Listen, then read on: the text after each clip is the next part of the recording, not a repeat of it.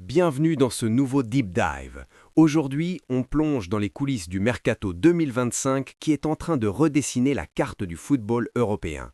Pourquoi Phil Foden, l'enfant chéri de Manchester City, s'apprête-t-il à claquer la porte? Nous analysons les tensions internes avec Pep Guardiola et la chute brutale de son temps de jeu. Puis, direction Madrid. Le Real a-t-il commis l'erreur du siècle en recalant Rodri, le récent Ballon d'Or? On décrypte la nouvelle politique de dynamisme de Florentino Pérez. Enfin, focus sur Arsenal et le dossier Julián Álvarez. L'Argentin est-il la pièce manquante pour détrôner les Citizens? Entre tactique pure, demi-espace, pressing et enjeux financiers, Barça, PSG, Milan, on vous explique tout. C'est une image qu'on pensait ne jamais voir. Phil Foden, le Stockport Iniesta, l'enfant prodige dont Pep Guardiola disait qu'il était le joueur le plus talentueux qu'il ait jamais entraîné, oui, devant Messi, est aujourd'hui un fantôme à l'Etihad. Un seul match débuté sur les 5 derniers. Une frustration qui transpire à chaque plan de caméra. Pendant ce temps, à Madrid, le Real tourne le dos au meilleur joueur du monde selon le dernier Ballon d'Or, Rodri. Pourquoi? Qu'est-ce qui est en train de se briser dans la matrice du football moderne? On ne parle pas juste de transfert aujourd'hui, les amis. On parle de la fin d'une ère, d'un changement de paradigme tactique qui va de Londres à Madrid en passant par Paris. Attachez vos ceintures, on plonge dans les dossiers que les clubs cachent. Pour comprendre le séisme Foden, il faut revenir à l'essence du projet City. Foden n'est pas un joueur, c'est un symbole. C'est la preuve que l'académie de City peut produire de l'élite mondiale. Mais à 25 ans, Phil est à la croisée des chemins. On nous annonce qu'il envisage sérieusement un départ cet été. Pourquoi maintenant? La réponse tient en un mot, stagnation. Sous Pep, si tu ne progresses pas chaque seconde, tu recules. Le temps de jeu de Foden a chuté de manière alarmante. Est-ce une punition tactique ou un déclin physique? On voit un City qui se réinvente avec des profils comme Doku ou Savigno, plus percutants, plus ailiers purs, là où Foden demande la liberté du milieu. Cette liberté, Pep semble la lui retirer. Si Foden part, c'est l'âme de City qui s'en va, et les vautours européens sont déjà là. Imaginez-le sous un autre maillot. L'idée même semble sacrilège, et pourtant, Football Insider confirme que la porte est entrouverte.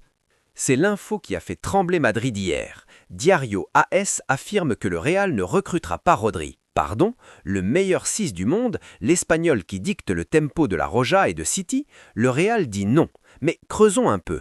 La raison invoquée est le dynamisme. C'est un mot-clé tactique ici. Le Real de 2025 n'est plus celui de Kroos et Modric. C'est une équipe de transition rapide, de chevaux sauvages comme Valverde, Camavinga, Bellingham.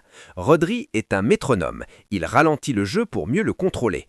Le Real veut-il encore contrôler le jeu ou veut-il le détruire en 3 passes? C'est là que réside le génie ou la folie de Florentino Pérez.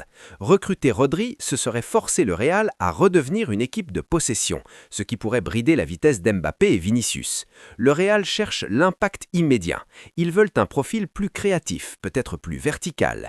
Est-ce que cela veut dire que la piste Florian Wirtz est en train de chauffer en coulisses? C'est fort probable.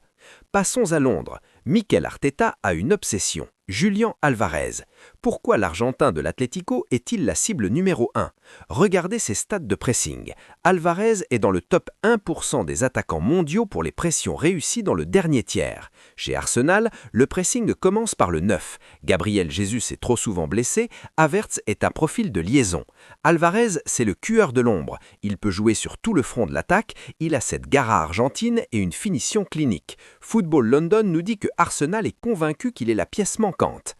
Imaginez le triangle Odegaard, Saka, Álvarez. C'est une machine à GX, mais le coût sera astronomique. L'Atlético ne lâchera pas son joyau moins de 90 à 100 millions.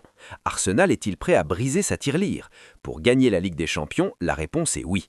Álvarez n'est pas juste un booteur, il est un facilitateur de jeu. C'est exactement ce que cherchait Wenger en Henry, une mutation vers l'excellence totale. À Paris, l'heure est à la sérénité. Sky Sports nous apprend que le PSG ne craint pas du tout l'intérêt d'Arsenal pour Kvaratskhelia. C'est un message fort envoyé à l'Europe, le PSG n'est plus un club vendeur, même face à la Première Ligue.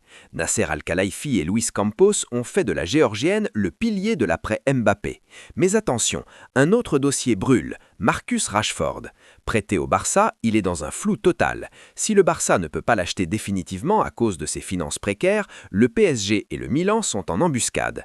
Pourquoi Rashford au PSG? Parce que Luis Enrique adore les attaquants capables de prendre la profondeur tout en respectant un cadre tactique strict. Rashford, malgré ses hauts et ses bas, reste un talent générationnel. C'est le coup de poker typique du mercato moderne, récupérer un top player en méforme pour en faire le roi d'un nouveau projet.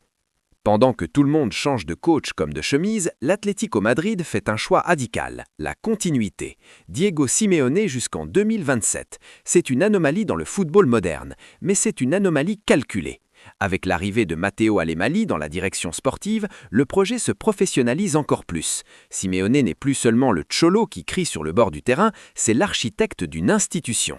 Cette stabilité permet d'attirer des joueurs comme Pavlović, la cible de Chelsea. On parle de 35 millions pour le défenseur serbe du Milan. Chelsea veut de la puissance, de la solidité.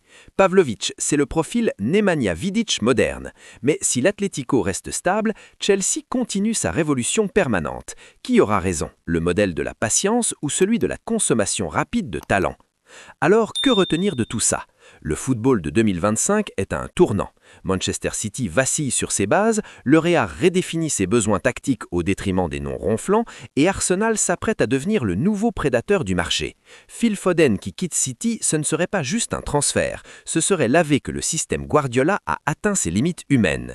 Le Real qui refuse Rodri, c'est la preuve que même le talent pur ne suffit plus s'il ne rentre pas dans une matrice de dynamisme athlétique. On entre dans une ère où le joueur doit être un athlète total avant d'être un artiste. Dites-moi en commentaire quel transfert vous choque le plus. Est-ce le départ de Foden, l'arrivée d'Alvarez à Arsenal ou le PSG qui bloque tout pour Kvara?